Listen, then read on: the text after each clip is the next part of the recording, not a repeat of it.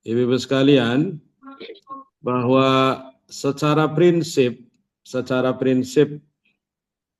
ibadah haji itu laki perempuan itu sama secara prinsip tuh. Surat An-Nahl 97, surat An-Nahl itu surat ke-16 ayat 97 Allah mengatakan, A'udzu billahi minasyaitonir rajim. Bismillahirrahmanirrahim. Man 'amila shalihan min dzakarin aw untha wa huwa mu'min falanuhyiyannahu hayatan thayyibah wa lanajziyannahum ajrahum bi ahsani ma kanu ya'malun. Minumnya.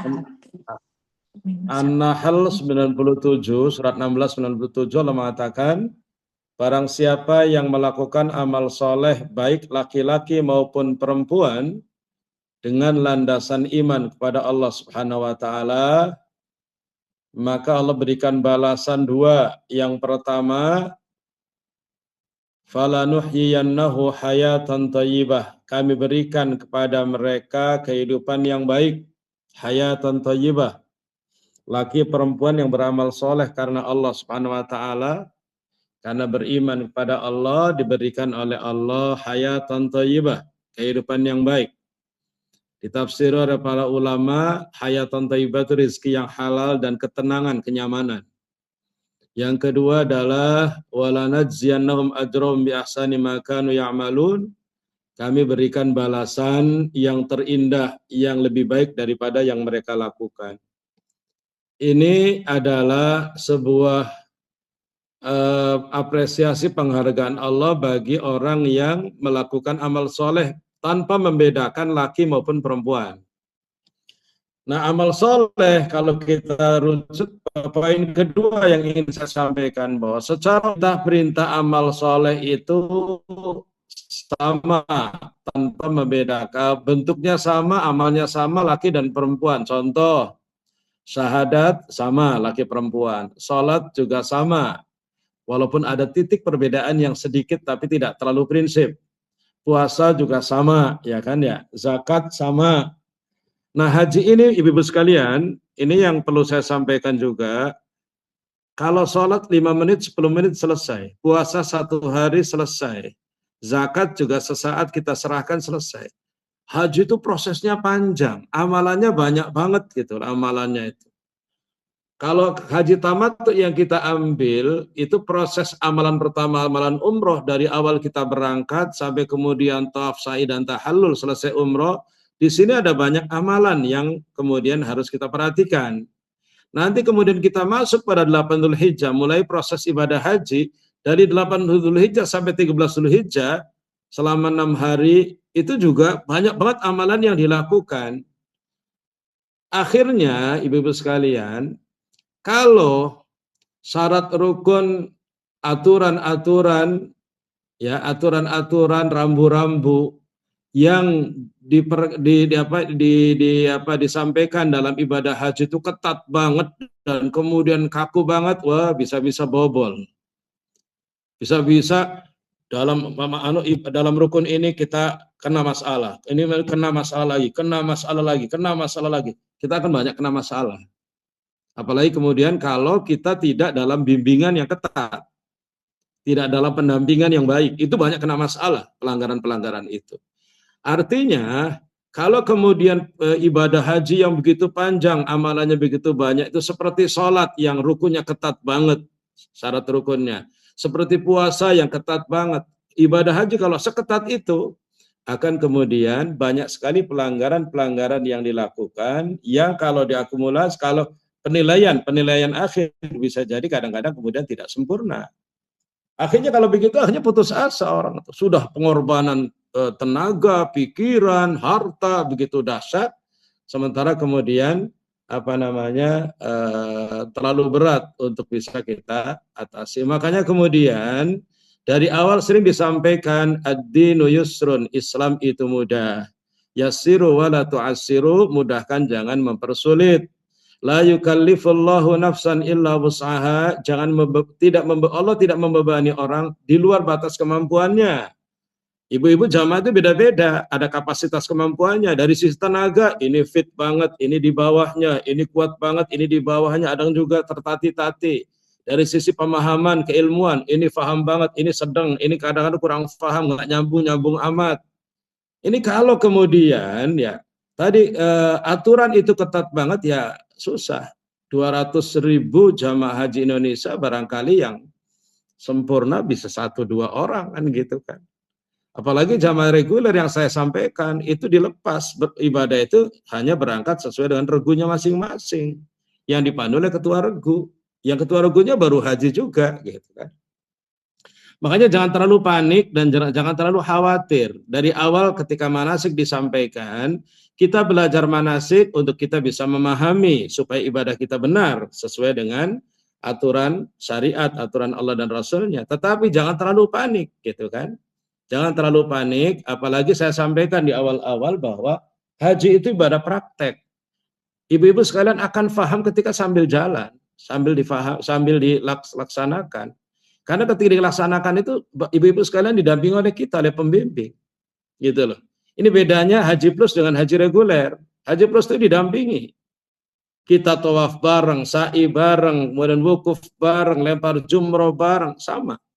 Sama seperti ibadah sholat jamaah akhirnya. Kalau kita sholat jamaah antara yang pinter, yang sedang, yang kemudian ini tidak bisa, hanya ikut-ikutan, sama pahalanya. Itu indahnya kebersamaan, gitu kan. Makanya pertama jangan terlalu panik menghadapi kayaknya kok rumit banget ya. Ya mau manasik 15 kali juga akan blank masih karena memang yang belum pernah tahu lapangan akan bingung gitu kan. Tapi kita terus belajar dan belajar, tapi saya minta jangan panik ya, jangan panik. Nanti sampean tidak akan ditinggalkan, sampean akan bersama-sama ibadah dengan kita. Nah, saat di lapangan itu akan dijelaskan. Sebelum manasik turun lapangan diingatkan lagi, manasik lagi. Ketika di lapangan didampingi gitu kan. Sampean akan terus merekam kejadian-kejadian yang dilakukan saat ibadah haji itu dilakukan. Kemudian ada ayat juga Allah mengatakan dalam Al-Qur'an fattaqullaha mastata'tum. Takwalah kepada Allah semampu kalian. Takwalah kepada Allah semampu kalian. Ya gitu kan. Jadi ini yang ingin saya sampaikan bahwa secara prinsip perintah-perintah ibadah itu sama, ya kan ya. Kalau ada perbedaan nanti titik-titik perbedaan yang tidak terlalu banyak dan bahkan ada yang tidak terlalu prinsip perbedaan itu. Jadi nggak perlu kemudian dibesar-besarkan. Tapi yang kedua juga jangan terlalu panik karena ibadah haji itu ibadah praktek, sampean akan didampingi gitu kan. Sambil jalan nanti sampean akan lebih paham dibanding dengan teori-teori manasik yang disampaikan sebelumnya blank. Jadi bayangannya itu masih belum nyambung banget apalagi yang belum pernah umroh. Kalau sudah pernah umroh barangkali sedikit paham. Kalau belum pernah umroh sama sekali biasanya agak sulit menggambarkannya. Nanti akan lebih jelas ketika kita di lapangan. Ini sebagai pengantar ibu-ibu sekalian, dan saya sampaikan dari awal, secara umum perbedaan laki perempuan dalam ibadah haji itu adalah pertama dalam masalah ihram, larangan-larangan ihram. Itu di situ perbedaan yang sangat prinsip yang sangat tajam itu di larangan-larangan ihram. Yang kedua, perbedaan laki perempuan itu persoalan head ketika di lapangan. Saya kira kalau dia cuma itu sebenarnya. Persoalan teknis ketika head itu aja. Selain itu hampir sama sebenarnya. Makanya saya katakan tadi jangan terlalu panik tuh. Yang pertama, poin pertama, perbedaan laki perempuan itu adalah tentang ihram. Ihram nanti banyak nanti. Ihram itu adalah baik ihram mau untuk umroh maupun ihram untuk haji. Ya, nanti lebih gampang sebenarnya adalah melalui pertanyaan dan jawaban. Itu lebih gampang sebenarnya. Kalau penjelasan mah dijelaskan panjang lebar, ya mungkin barangkali ada ketinggal. Jadi ihram itu adalah niat untuk umroh maupun untuk haji. Ihram itu rukun, harus. Ihram itu dilambangkan dengan memakai pakaian kain ihram bagi laki-laki dan kemudian niat untuk haji maupun umroh, niat umroh maupun haji, itu ihram. Nah, perbedaannya laki perempuan, pertama perbedaannya adalah di pakaian. Laki-laki tidak boleh memakai pakaian yang berjahit. Semuanya pakaiannya lepas, pakaian yang berjahitnya ditanggalkan, ganti pakaian ihram yang tidak berjahit laki-laki. Perempuan, nah ini bedanya, perempuan tidak ada pakaian khusus untuk ihram. Artinya berarti silakan mau pakai gamis atau pakai atasan bawahan atau pakai rompi atau pakai warna biru, hijau, kuning, walaupun nanti kalau pakaian syar'i kan tidak boleh pakaian yang menyolok, tapi persoalannya adalah daerah tertentu juga nyolok-nyolok. Afrika itu kuning apa sebenarnya. Apalagi musim haji biasanya rombongan itu berusaha memunculkan atribut-atribut yang menyolok supaya kelihatan banget itu loh kelompok kita gitu kan. Tapi intinya bahwa perempuan tidak ada pakaian khusus. Makanya di grup ada yang bertanya, berarti kita perlu ada kesepakatan saja gitu. Perlu ada kesepakatan kita pakai baju apa. Kalau berangkat, teknis keberangkatan sudah disepakati semuanya pakai batik ya. Batik seragam travel, Hasanah dan GSM itu dipakai saat berangkat. Nanti ketika kita kan nanti sampai ke Mekah, ke Jeddah langsung ke transit. Kita nanti mungkin transit pagi hari dan umrohnya mungkin bisa sore atau malam hari. Masih ada waktu. Jadi mau ganti pakaian untuk umrohnya atau afsainya nanti sepakati saja bersama-sama. Makanya nanti di grup ya kita nanti disepakati. Kadang-kadang ibu-ibu tuh begini ya, mohon maaf. Kalau kadang-kadang Pak Ustadz minta ada kesepakatan, waktu itu diserahkan kepada kita.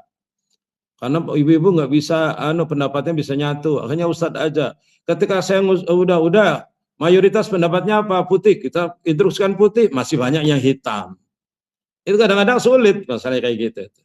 Tapi intinya makanya kemudian yang paling penting itu bukan di pakaiannya, atributnya, selayarnya, gitu kan? Itu yang paling penting bagi kita travel. Itu yang paling penting selayarnya. Kenapa? Supaya tahu itu rombongan kita loh, itu gitu. Salnya kalau memang itu. Kalau perempuan mungkin rompinya gitu. Masalah pakaiannya akhirnya sulit. Karena ada ibu-ibu yang seleranya putih, ada yang seleranya hitam. Ketika kita, itu pengalaman loh. Jadi ibu-ibu karena tidak bisa mengambil keputusan ketika mau Arafah Mina, pakai baju apa, Ustadz aja deh, hanya saya kumpulin, ini saya cek, yang terbanyak apa, suaranya putih, saya teruskan putih, pas berangkat banyak juga yang hitam. Agak sulit juga akhirnya. Makanya bagi kita travel yang penting atributnya, gitu kan? Karena memang kita juga nggak bisa menyalahkan mau hitam mau putih karena memang secara syar'i tidak ada aturan itu, gitu kan? Ini yang pertama. Perbedaan yang mencolok yang pertama adalah di pakaian. Yang kedua, ketika kemudian sudah niat ihram, ya sudah labbaik Allahumma umratan, maka ada larangan yang berbeda antara laki dan perempuan. Larangan yang sama itu adalah satu, tidak boleh pakai wangi-wangian, itu larangan sama laki perempuan. Tidak boleh mencukur rambut, sama. Kemudian tidak boleh motong tumbuhan di tanah haram, sama. Tidak boleh menyembelih binatang buruan di tanah haram, sama. Tidak boleh menikah ya, itu di tanah di saat ihram, sama. Yang berbedanya adalah kalau perempuan tidak boleh nutup muka dan tidak boleh nutup kepala. Maaf, tidak menutup telapak tangan, muka dan telapak tangan. Tapi kepala boleh ditutup, memang harus ditutup gitu kan. Nutup muka dan nutup telapak tangan. Kalau bagi laki-laki nggak boleh nutup kepala, beda kan? Jadi kalau laki-laki nggak boleh nutup kepala, pakai topi nggak boleh. Kalau perempuan malah nutup kepala memang harus. Pakai topi juga nggak apa-apa. Larangannya cuma di nutup muka dan pakai sarung tangan itu. Jadi tidak terlalu tajam perbedaannya ya. Nah mungkin masalah yang tajam tadi adalah teknis pelaksananya di persoalan haid gitu kan. Makanya kemudian pertanyaan, Ustadz kalau ketika mau berangkat, kita mau mau melaksanakan ihram untuk umroh, bagi kita yang haid gimana gitu kan. Nah ini mungkin teknis, makanya tadi saya simpulkan di awal, perbedaan laki perempuan itu di dalam pelaksanaan itu Persoalan cuma di persoalan haid gitu kan. Selainnya hampir sama ya. Nah, di haid itu gimana? Pertama, apakah dianjurkan mandi ihram bagi perempuan yang haid? Karena sunnahnya bagi orang ihram itu adalah mandi. Sebenarnya begini, ibu-ibu sekalian. Kalau ibu-ibu kemudian memperhatikan ya tentang syariat ini, setiap kita mau ngumpul banyak orang, kita disunahkan mandi. Ketika kita mau ngumpul banyak orang, kita disunahkan mandi. Mau sholat Jumat, disunahkan mandi. Mau sholat Idul Fitri, Idul Adha, disunahkan mandi. Mau wukuf di Arafah, disunahkan mandi sebenarnya. Mau ihram kita akan melakukan, disunahkan mandi. Disunahkan mandi, mau sholat sholat apa. Jadi mau ngumpul banyak orang itu disunahkan mandi. Apa sih tujuannya? Bukan untuk menghilangkan hadas, bukan untuk menghilangkan hadas besar maupun hadas kecil, bukan. Tujuannya adalah supaya ketika kita ngumpul ketemu dengan sesama muslim di area di tempat itu, kita tidak menyakiti orang lain dengan bau badan kita. Itu hikmahnya di situ sebenarnya. Kalau hikmahnya mandi itu adalah itu, berarti kemudian apakah perempuan yang haid juga disunahkan mandi? Iya. Karena supaya bersih, gitu kan. Nanti ketika ngumpul dengan perempuan-perempuan yang sedang ihram juga, ya tidak bau badannya, gitu kan. Itu. Karena tidak, mandinya itu bukan untuk menghilangkan hadas besar atau kecil, bukan. Mandinya adalah untuk supaya bersih ketika kita ngumpul dengan banyak orang. Itu loh. Tuh. Nah, kemudian ketika kemudian sudah mandi, kemudian yang laki pakai ihram, yang perempuan pakai baju apa silahkan. Itu kalau laki-laki disunnahkan untuk sholat sunnah ihram 2 rakaat. Kalau perempuan kan nggak boleh lagi haid, jadi nggak sholat dong. Ya kan, tuh beda. Tapi kan perbedaannya kan perbedaan kelarangan haid. Jadi sebenarnya tidak ada perbedaan prinsip lainnya itu. Nah, ketika kemudian niat di pesawat atau di bis pesawat, kemudian kita dipandu, semuanya niat. Labbaik Allahumma umratan. Aku penuhi panggilanmu ya Allah untuk menunaikan ibadah umrah. Nawaitul umrata wa ahramtu biha. Aku niat umrah dan saya ihram untuk umrah. Semuanya sama. Laki-laki niat itu, perempuan juga baca niat itu. Yang lagi suci baca, yang lagi haid juga baca, gitu kan. Baca berarti perempuan yang lagi haid itu ihram ikut. Niatnya bareng. Nah, ketika kita sampai di apartemen, kemudian sorenya kita mau berangkat umroh sorenya mau menyempurnakan umroh dengan tawaf dan sa'i, ibu-ibu sekalian, ada aturan. Tawaf itu seperti sholat, dilaksanakan harus suci dari hadas besar dan kecil. Makanya kemudian, karena syarat sahnya tawaf itu harus suci dari hadas besar dan kecil, berarti perempuan yang lagi haid dia tidak ikut tawaf saat itu. Jadi ibu-ibu yang lagi haid ketika sampai sana tetap tinggal di apartemen beberapa hari dan yang lainnya ikut tawaf sa'i dan tahallul selesai umroh. Nanti ketika ibu-ibu kemudian sudah selesai tawaf haidnya, sudah mandi, itu komunikasi dengan kita. Ibu-ibu ngobrol dengan saya, kemudian dengan guide nanti akan didampingi oleh suami ibu atau oleh guide, ya, didampingi berangkatnya itu oleh orang kita akan dampingi. Nanti ibu-ibu akan tawaf didampingi, dan kalau suaminya kan bisa tawaf sunnah tuh dampingi, kemudian sa'i didampingi, kemudian tahallul selesai, gitu kan. Jadi saya katakan nggak ada masalah kan. Jangan panik, santai gitu kan. Tuh. Itu sederhana. Kemudian ketika kemudian jadi nanti menyempurnakan umrohnya bagi perempuan haid itu nanti nunggu suci gitu. Karena kita masih 6 hari itu. Masih 6 hari di sana. Jadi nanti makanya ada yang dianjurkan minum penunda haid itu kan. Dan itu harus konsultasi dengan dokter supaya benar-benar apa yang dilakukan itu tepat. Kemudian ketika mau melaksanakan ibadah haji tanggal 8 Dzulhijjah. 8 Dzulhijjah itu kita akan ihram untuk haji. Apa yang dilakukan? Pertama mandi, bersih-bersih juga sama. Berarti kan juga sama bagi perempuan. Pas tanggal 8 keluar darah haid, berarti ya sama-sama mandinya. Ketika kemudian kita ngumpul, yang lain sholat sunnah ihram, kita tidak. Yang haid tidak, yang haid tuh. Kemudian yang lain ngumpul mau niat untuk haji, labbaik Allahumma hajjan dipandu, ibu-ibu semua yang haid juga ikut haji, ya kan? Ikut niat ihram untuk haji. Dari itu kemudian kita akan berangkat ke Mina. Di Mina di tenda, ya kita sama-sama di tenda. Memang sunnahnya di tenda itu di Mina itu ya ada di Mina. Ibadah-ibadah makani, ibadah-ibadah tempat itu perintahnya hanya ada di lokasi itu, gitu loh. Berarti kita ada di Mina, di tenda Mina. Nah, tidak Mina ngapain? Sholat duhur di qashar, tidak dijamak 2 rakaat. Ibu-ibu tidak, yang haid tidak sholat. Kemudian zikir boleh nggak? Silakan, mau zikir, mau doa silakan, dianjurkan. Kemudian asar begitu juga, maghrib begitu juga, yang lain sholat tidak sholat, isya begitu juga.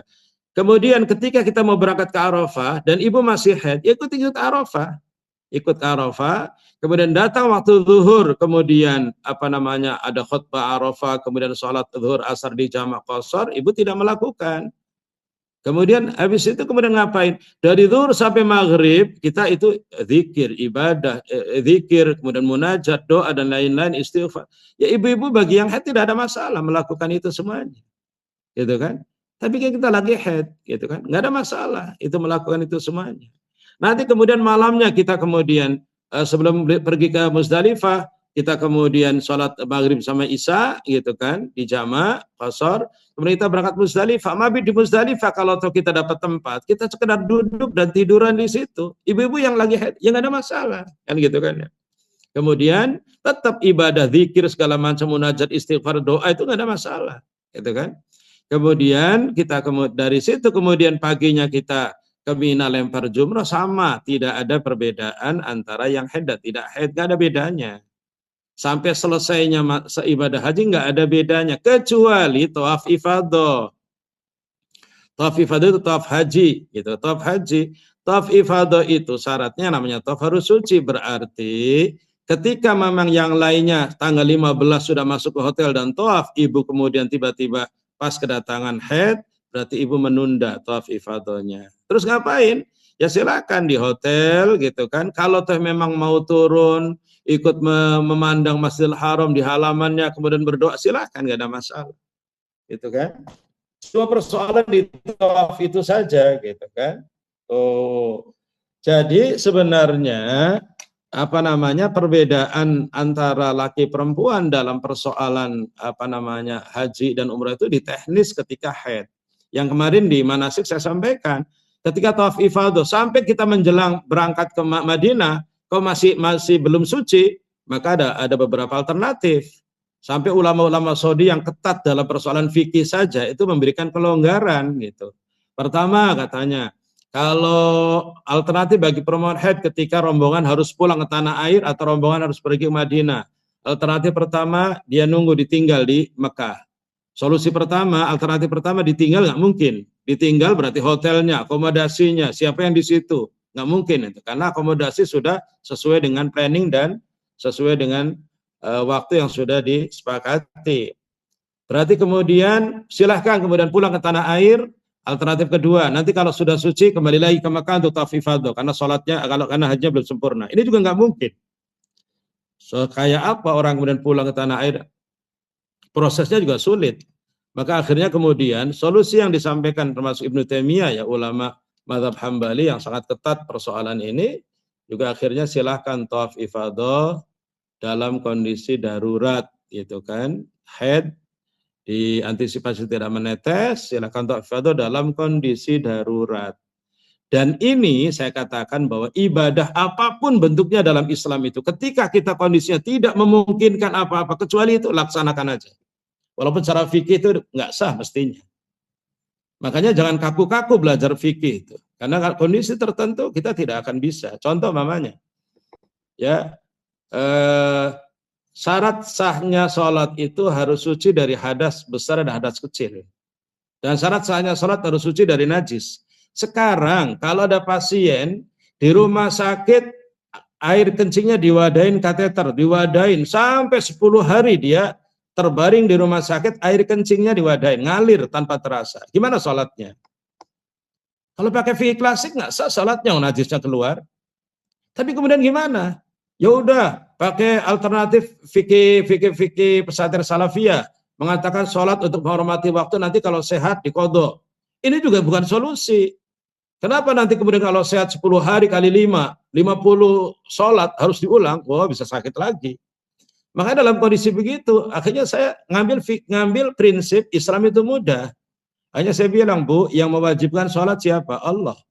Yang ngasih penyakit sama ibu sampai ibu terkencing-kencing tanpa terasa siapa? Allah. Ya udah, laksanakan aja sholat saat itu juga, gitu kan? Dan nggak perlu dikodok. Tapi kan nggak sah, Pak Ustadz. Nggak sah itu kalau kondisinya normal. Ini kondisinya tidak normal kok, gitu kan? Jadi Islam itu gampang dan enak. Maka kalau ada pendapat yang kaku-kaku itu sebenarnya pemahaman fikihnya memang tidak kuat, dangkal itu kalau yang kaku-kaku. Karena memang Islam itu mudah, gitu kan. Sampai persoalan-persoalan apa yang prinsip yang tadi saya sampaikan, yang dulu pernah di mana saya sampaikan, ulama-ulama Saudi itu merubah ijtihadnya mengambil sebuah kebijakan yang longgar. Penjadwalan lempar jumroh 11, 12, 13. Sahnya lempar jumroh 11, 12, 13 itu setelah zuhur. Fikihnya itu sahnya itu. Kalau lempar sebelum zuhur itu nggak sah mestinya. Tapi karena berjubelnya orang, cuaca terik matahari yang bikin orang bisa dehidrasi dan orang meninggal, kemudian bertumpuknya orang bisa nyawa terancam, akhirnya bikin jadwal, ada yang habis subuh, belum waktunya mestinya. Tapi itu kebijakan untuk, makanya kemudian ibu-ibu sekalian, saya sering mengatakan, insya Allah saya bilang, saya itu S1 S2-nya fikih Pak, syariah, fikih. Jadi insya Allah tidak akan ngegampang persoalan, tapi juga tidak kemudian kaku gitu kan. Insya Allah ada solusi gitu kan. Ada insya Allah alternatif itu. Jadi ibu sekalian, itu nanti pilihan apa namanya. Nah nanti mungkin ada yang kecil-kecil tapi nggak prinsip ya. Masalah-masalah fikih perempuan. Contoh, saya pernah bawa haji tahun berapa? GSM itu sama. Sampai di Jeddah, dulu teknisnya di ruang tunggu, dibawa ke ruang tunggu dulu ke Madinatul Hujjaj ya, bandaranya bandara haji, bukan internasional. Di ruang tunggu, kemudian datang waktu sholat, akhirnya pada sholat. Kamar mandinya itu ada kamar mandi perempuan, toiletnya ada toilet perempuan, tempat wudhunya toilet perempuan, tidak ada toilet laki-laki.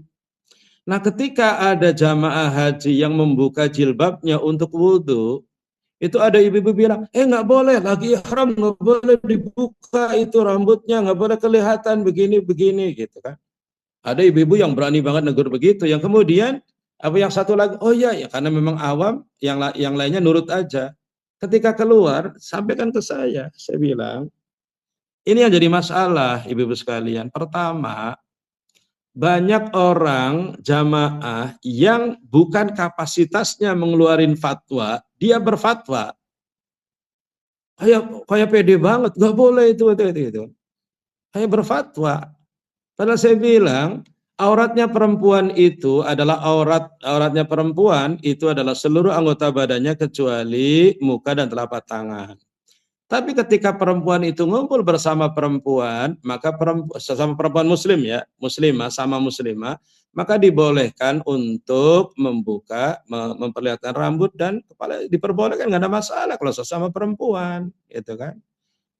Sesama perempuan di tempat yang, kecuali dengan perempuan kafir itu nggak boleh karena kafir langsung menceritakan, itu kan. Jadi itu nggak apa-apa sebenarnya kalau sama-sama. Contoh mamanya pada saat masuk ke ruang apa namanya ke kamar nanti di transit untuk nunggu sampean masih ihram, datang jam pagi jam 9, ihramnya disepakati sore. Apa kemudian ibu-ibu kemudian harus jilbaban? Kan enggak juga. Boleh juga membuka jilbab sama perempuan muslimah itu. Itu yang ini, makanya kemudian pertama bagi ibu-ibu yang memang kapasitasnya bukan kapasitas yang ilmu-ilmu syariah, yang nggak perlu kemudian ngamain fatwa begitu saja.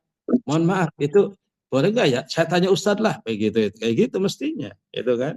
Jangan langsung kemudian ngeluarin fatwa, itu seperti itu. Yang kedua, kadang-kadang kita cuma sekedar mendengar langsung difatwakan, nggak bisa kayak gitu itu. Jadi ibu-ibu sekalian, saya melihat bahwa secara umum tidak terlalu banyak perbedaan-perbedaan yang prinsip antara laki dan perempuan dalam ibadah haji. Ya, Baik, sebagai pengantar itu saja barangkali mungkin ya, lebih banyak pertanyaan sebenarnya ya, lebih banyak pertanyaan, tapi tadi saya sampaikan jangan terlalu panik, santai saja, jalani aja nyaman gitu kan. Toh ibu-ibu, bapak-bapak akan didampingi oleh kita gitu kan. Yang kedua gitu kan, kalau ada pendapat-pendapat yang ibu terima dari ustadz-ustadz sebelumnya, sampaikan ke kita. Kalau ternyata berbeda nanti akan saya jelaskan ya. Karena saya itu S1, S2-nya juga syariah, dan S2 syariah itu syariah di Riyadh loh, Bu. Yang Jamiatul Imam, bukan syariah dalam negeri. Di luar yang bolak-balik dalil sama aja. Baik, itu saja, silakan. Ya. Jazakallah khair Ustaz, pengantarnya dan juga tugas jelas. Mungkin masih ada yang mengganjal dari ibu-ibu lebih khusus, tapi tidak terkecuali juga bapak-bapak, eh, untuk perhatian kepada istri-istrinya. Monggo kalau memang ada yang ditanyakan, boleh acungkan tangan, boleh dicat atau langsung bicara. Tafadhol, ada? Ya, Monggo. Ustadz Iwan, izin. Baik. Assalamualaikum warahmatullahi wabarakatuh. Waalaikumsalam warahmatullahi wabarakatuh. Monggo, Bu Arin. Ya, terima kasih atas kesempatan yang diberikan dari Ustadz Iwan. Uh, izin Ustadz Bahrul, memang tadi dari kemarin itu saya ada di dalam apa unek-unek lah ya untuk pada saat berihram, karena memang kayak seperti di pasaran itu kan beredar kaos kaki wudhu pada saat berihram. Jadi uh, saya tadi memang kayak di pemahaman saya itu pada saat berihram itu memang jadi kayak 100% harus nutup aurat terus, bahkan dengan juga sesama wanita. Dan memang sudah dikonfirmasi juga dengan Ustadz. Jadi alhamdulillah ada, kalau untuk ke sesama muslimah memang uh, boleh tidak, misalnya bersisir atau apa gitu, atau di luar itu yang lebih, misalnya pada saat uh, berihram di dalam kita batal wudhu, pada saat ke toilet ngambil wudhunya juga ternyata nggak harus dengan kaos kaki itu ya Ustadz ya. Jadi kan ada kaos kaki wudhu tuh di pasaran tuh yang biasa kita gunakan untuk uh, berihram lah ya, istilahnya dipasarkannya, marketingnya seperti itu. Jadi kayak mengkonfirmasi, oh iya loh, mengkonfirmasi bahwa uh, saya tuh pemahamannya memang harus terus nutup aurat 24 jam hingga selesai tahallul. Seperti itu sih Ustadz, dari kemarin itu memang salah satu yang jadi apa ingin saya tanyakan, dan alhamdulillah tadi secara sekilas sudah dijawab juga dengan Ustadz. Tapi apabila lebih dikonfirmasi lagi, karena tadi tuh ada di kaos kaki di pasaran untuk wudhu. Demikian pertanyaan dari saya, Ustadz Bahrul dan Ustadz Iwan. Terima kasih atas waktunya dan penjelasannya lagi. Wassalamualaikum warahmatullahi wabarakatuh. Salam. Waalaikumsalam. Waalaikumsalam warahmatullahi wabarakatuh. Masih Bu Ani ada yang mau disampaikan? Bu Ari ya? Atau langsung Ustaz? Tafadhol Ustaz. Ya, jadi begini ya, apa namanya? Saya tuh membayangkan kalau saat ihram itu sesama di toilet perempuan, pembasuh kaki nggak boleh dibuka gitu kan ya, kakinya untuk dibasuh, basuh muka, ini rambut nggak boleh dibuka juga. Ya Allah, kok agama kok berat banget. Iya kalau ihramnya sebentar. Kalau hajinya haji ifrad, ibu-ibu, haji ifrad itu sejak kita datang tanggal apa namanya, ini tanggal berapa, Dzulhijjah, 2 Dzulhijjah sampai 8 Dzulhijjah kita akan seperti itu. Ya Allah, ibadah kok berat banget gitu kan, Islam kok berat banget, siapa yang sanggup melakukan itu gitu kan. Jadi ibadah kok berat banget, padahal mohon maaf, yang jamaah haji itu di rumahnya juga boro-boro menjaga itu, kadang-kadang jilbaban juga masih jarang gitu kan ya. Ini sebelum berangkat haji jilbaban enggak, kaos kakian enggak. tiba-tiba sekali melaksanakan ibadah haji kok sulit dan beratnya kayak gitu. Kira-kira haji itu akan menyentuh atau malah kemudian membuat dia kapok kan gitu kan. Ini yang kemudian saya membayanginya begitu. Makanya kemudian hal-hal yang memang itu diberikan keringanan oleh agama, hal-hal yang memang diperbolehkan jangan kemudian dilarang-larang gitu loh. Membuat kita jadi berat melaksanakan ibadah haji itu gitu. Jadi terus bagaimana dengan kaos kaki di pasar? Saya juga belum tahu sih sebenarnya kaos kaki di pasaran kayak apa yang kaos kaki untuk wudhu itu sebenarnya. Itu bisa dilakukan bapak-bapak, ibu-ibu sekalian kalau mungkin itu solusi itu. Kalau tuh ada kaos kaki untuk wudhu mamanya, itu solusi kalau perempuan berwudhu di tempat yang di situ terlihat laki-laki. Disitulah solusi gitu kan. Kalau ibu-ibu di rest area, umpamanya di rest area Indonesia itu kan tempat wudhu kadang-kadang laki perempuan suka sama kan, kelihatan tuh. Nah disitulah kemudian berarti jilbab juga tidak boleh kebuka. Bagaimana wudhunya? Itu juga kaki tidak boleh diangkat sampai betis dilihatin bapak-bapak. Itu bisa solusi ke sana.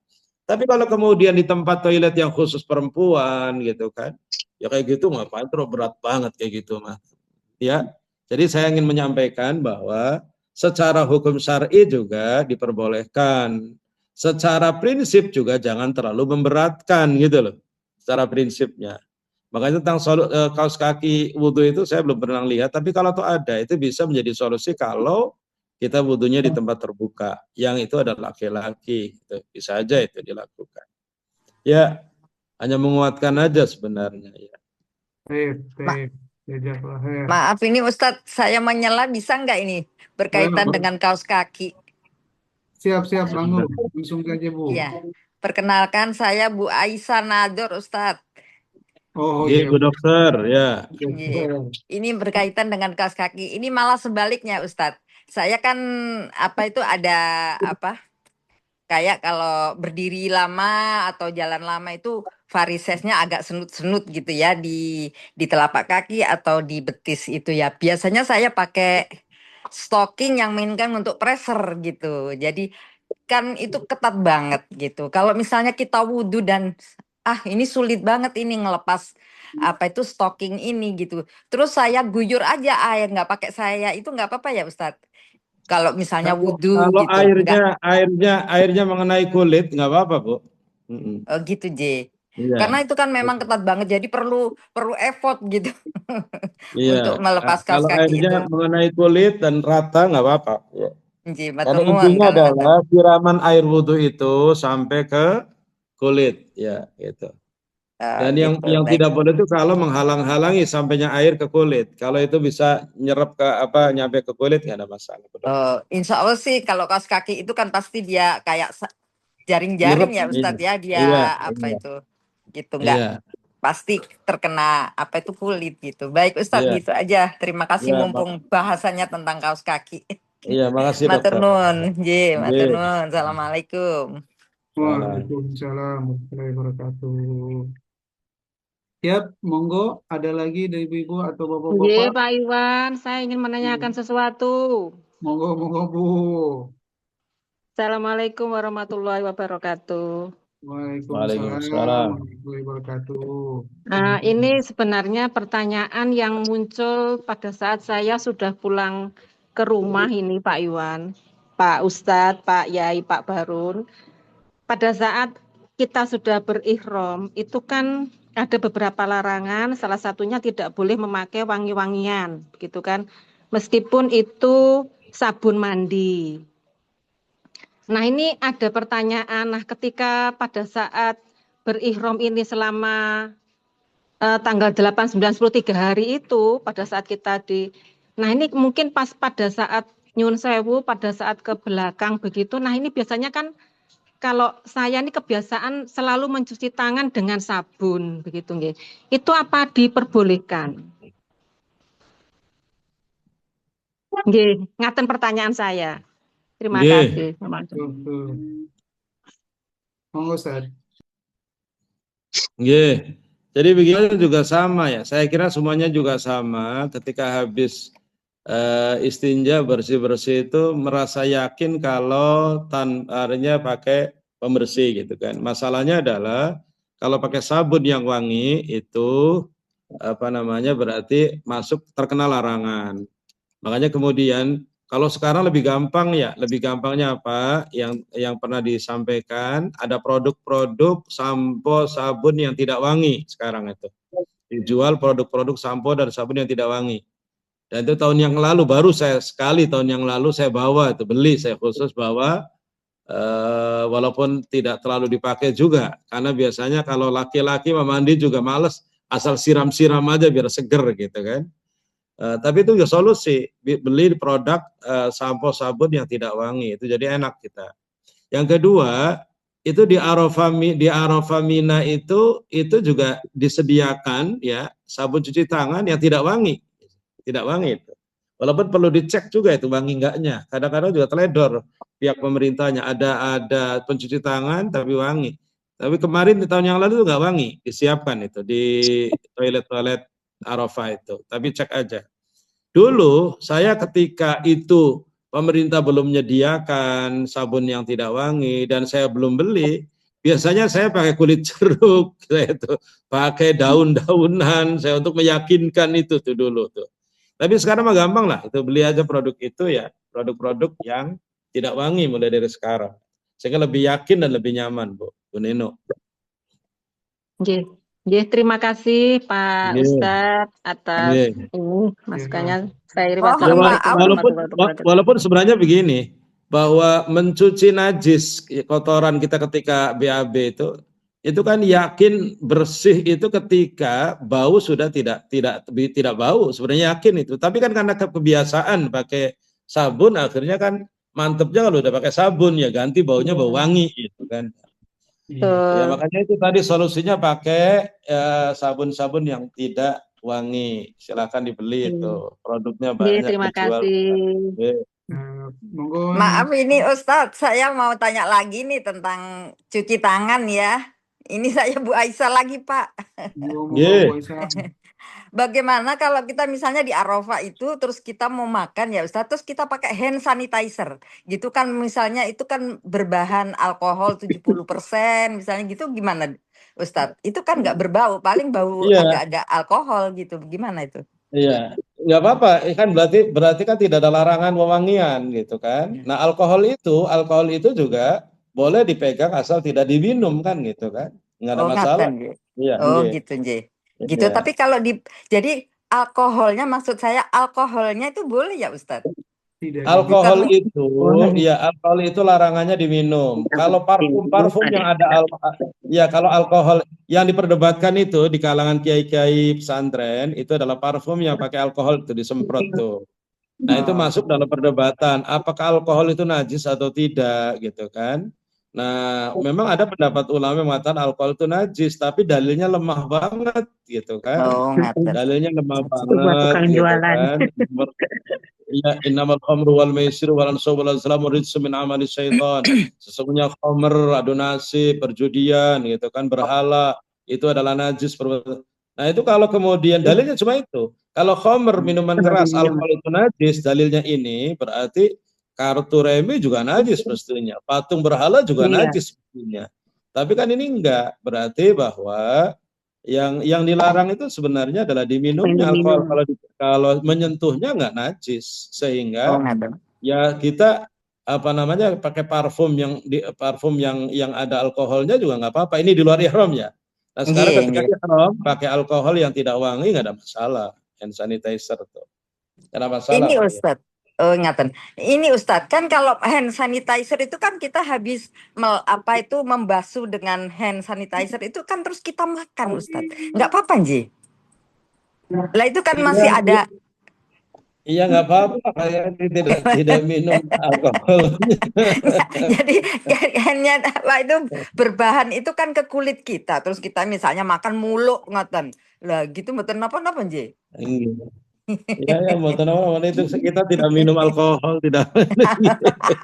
Kalau ragu disiram Mohon aja maaf kali Ustadz, pakai air. tanyanya ke Ustadz ini karena gurunya di rumah di kuburan nggak bisa jawab. Gurunya Rin sami-sami kalau sareng kali kula Rin. Lah nggih. Mboten rahimahullah. saged Tidak doa nggak punya juga. guru, gurunya tinggal Ami Rofik sama Ustadz ini. Nggih, nggih. Sama Umi Samia. Jadi matur nuwun Ustadz. Nggih, sami-sami Bu Dokter. Itu kan berhubungan dengan kalau bawa hand sanitizer boleh apa enggak gitu. Boleh, Sayangnya boleh kan. ya, boleh. Nggih, Pokoknya matur intinya pada nuwun. iya, lebih terfokus kepada wangi-wangian, yang wangi sebenarnya. Gitu nggih. Ya, monggo Iya, silakan matur yang nuwun. lain. Nanti tanya lagi tuh. Ya, Sambil Nggih. Ustaz, ada yang spontanitas tanya soalnya lagi. Ustadz. Ada Matur yang nuwun. tanya yang Assalamualaikum. lain. Monggo yang lain. Nah, ini Ustadz Iwan, ini Ya, menunjukkan bahwa jadi sebenarnya tadi bahwa praktek itu sebenarnya tidak terlalu rumit asal kita nanti kita akan dampingi sehingga masalah pun juga masalah yang tampaknya awal-awal kelihatannya banyak rumit juga yakinnya insya Allah tidak banyak gitu kan. Nggih. siap. Biasanya ibu-ibu penasaran, Ustaz. Jadi kalau Nggih. nggak jawab, jadinya bingung katanya kemana-mana. Insya Allah dengan ada penjelasan ini, insya Allah lebih mantap lagi untuk bisa melaksanakan haji. Nanti gini aja ibu-ibu, mohon maaf, itu ada nomor saya. Jadi kalau bisa di grup untuk bisa dijelaskan semua, tapi bisa japri ya. Kalau masalah-masalah personal bisa japri ke saya ya. Ya, Nah, masalah personal, pertanyaannya personal bisa japri ke saya. Tapi kalau pertanyaannya sifatnya umum bisa di grup supaya manfaatnya bisa difahami oleh umum. ya. Itu aja. Siap. Untuk sekarang masih ada ibu-ibu yang bertanya? Monggo. Ya, izin ya Ustadz ya bertanya. Mari. Mari. Ya, Assalamualaikum warahmatullahi wabarakatuh. Waalaikumsalam warahmatullahi Waalaikumsalam. wabarakatuh. Jadi ini yang kesimpulan yang bisa saya ambil, berarti intinya tidak boleh memakai wewangian ya. Jadi baik deodoran, sunscreen, sabun atau lain sebagainya gitu. Yang penting tidak wangi ya Ustadz ya, dan tidak haram ya, dari bahan yang halal ya Ustadz ya. Iya, betul. Iya. Berarti kalau pakai Betul, Bu, sunscreen sama Wali, deodoran aman-aman aja ya Ustadz ya. Ya, asal tidak wangi. Iya. Tidak wangi dan tidak haram ya Ustadz ya. Iya, asal tidak wangi dan tidak haram ya. Dari Iya.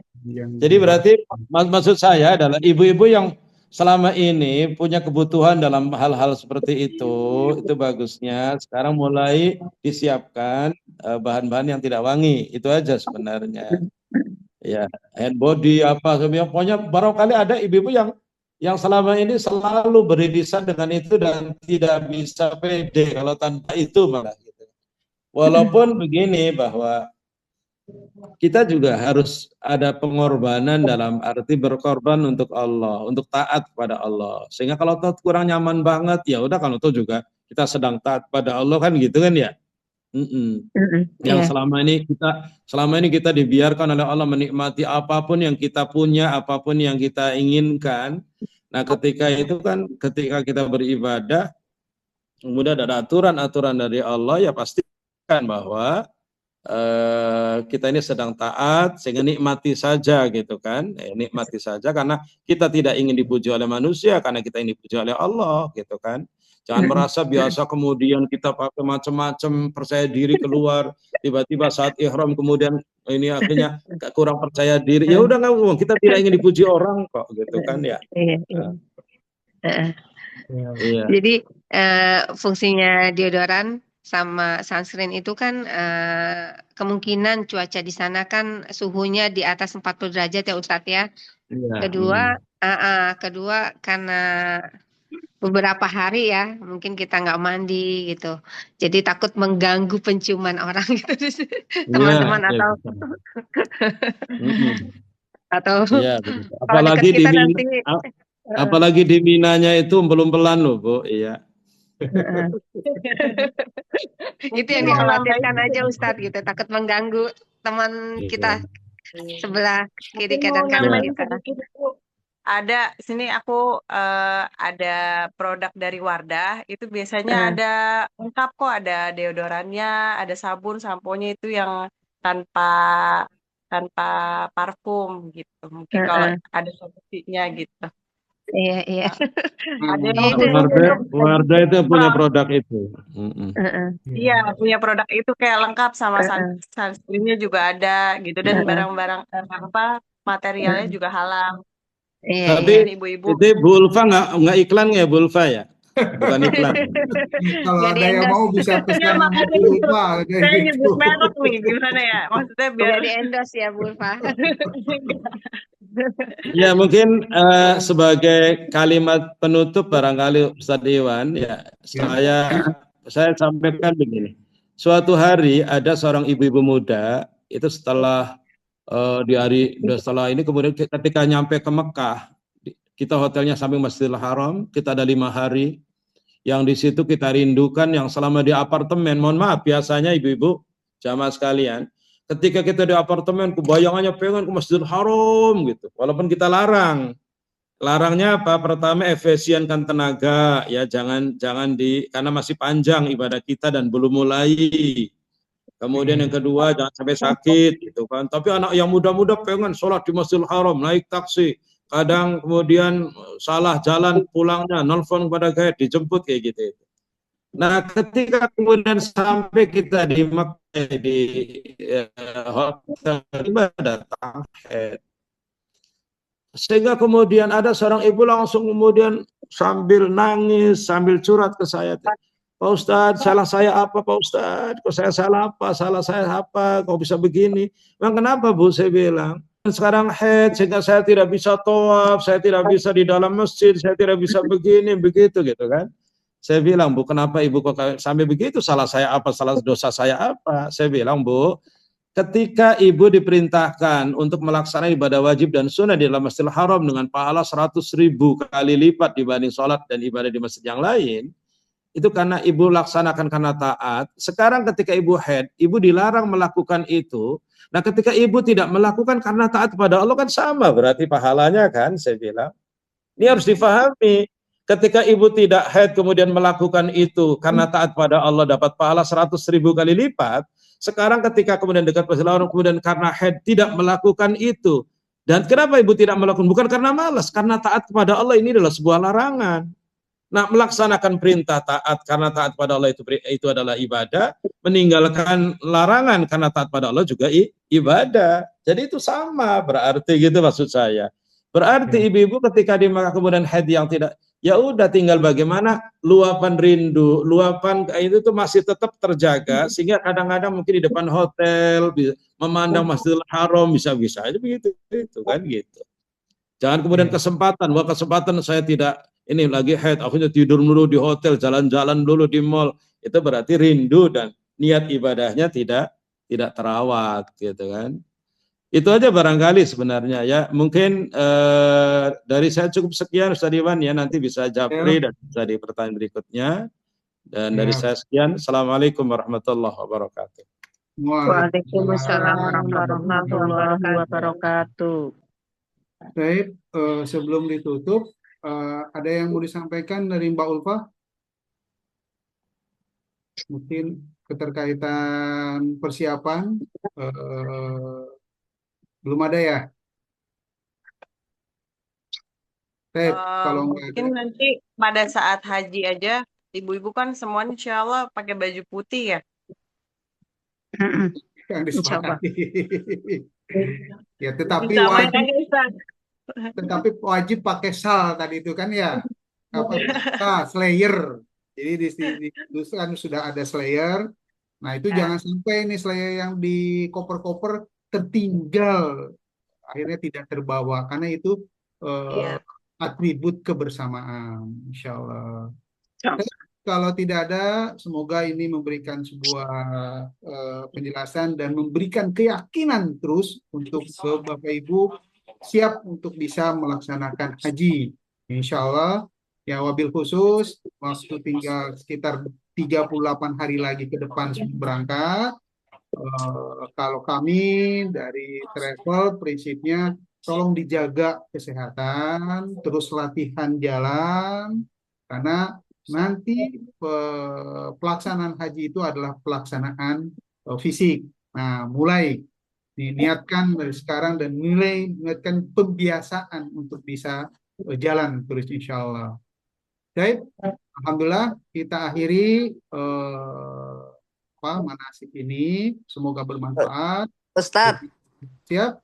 anu aja saya usul aja ya, ini untuk apa itu untuk bawaan obat-obat pribadi itu ya Ustadz, yang bisa misalnya yang punya sakit hipertensi atau apa gitu ya. Kalau saya usul, tapi kalau nggak di anu ya nggak apa-apa.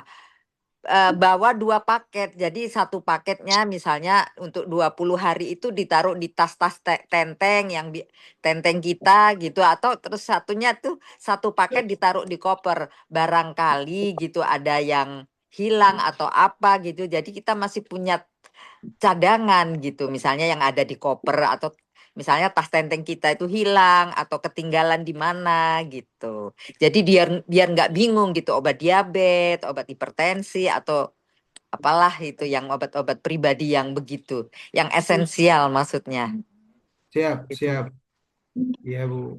Jadi kalau biasanya kita dari travel itu menyediakan obat umum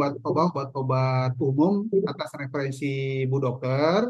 Secara umum ada obat-obat yang Bu Dokter minta kepada travel, misalkan tolong siapkan obat-obat ini, nanti dari sisi pihak travelnya akan kami siapkan. Nah, dari obat-obat secara pribadi kayak keterkaitan diabetes, keterkaitan yang lain, atau ada hal-hal yang lain, silahkan dibawa masing-masing. Nah, kalau memang ada Bapak Ibu konsultasi terhadap Bu Dokter, kami mungkin berharap Bu Dokter mungkin ngejapri atau apa, atau ada hal-hal keterkaitan itu, mau komunikasi atau di grup juga. Kalau obat-obat umum bisa, kalau misalkan usulan obat umumnya apa, silahkan nanti mungkin di grup bisa interaktif. Bu Dokter juga bisa menyampaikan berkaitan persiapan kesehatan, karena memang ini karena fisik secara otomatis harus gitu kan. Nah, tapi kalau untuk suplemen masing-masing ya Bu Dokter ya. Kalau begitulah juga dengan obat-obat yang tertentu, yang misalnya bapak atau ibu jamaah itu ada yang sakit diabetes, yang sakit hipertensi, itu kan obatnya pribadi gitu. Ya. Kalau yang disediakan sama travel kan yang umum aja, misalnya anti nyeri, obat flu gitu-gitu aja kan Ustadz gitu. Maksud saya itu obat pribadi itu bisa apa itu ibu-ibu dan bapak-bapak ini bawanya 2 paket di tas tenteng atau di koper. Jadi salah satu kalau misalnya ada yang hilang itu nggak bingung beli di sana begini begitu gitu. Jadi masih punya cadangan nih yang ada di koper gitu. 1 paket. Itu usulan saya aja sih, pengalaman, karena kan saya suka teledor tasnya tenteng itu di mana-mana gitu. Nanti pas jatuh gitu. Siap, ya. Gitu. Matur nuwun. Kalau obat umum insya Allah yang ada di GSM ya, yang ada di travel aja ya gitu. Ya, Nggih. Insyaallah. Nggih, matur nuwun ngaten mawon. Assalamualaikum. Waalaikumsalam warahmatullahi wabarakatuh. Alhamdulillah. Saya mohon undur diri nih Ustadz. Siap. Allah kita tutup aja ya dengan ucapan hamdalah, alhamdulillahirrahmanirrahim, istighfar 3 kali, astagfirullahaladzim, dan doa kafaratul majlis, subhanakallahumma bihamdika asyhadu an la ilaha illa anta astaghfiruka wa atubu ilaik. Ya, bila hidayah. Assalamualaikum warahmatullahi wabarakatuh.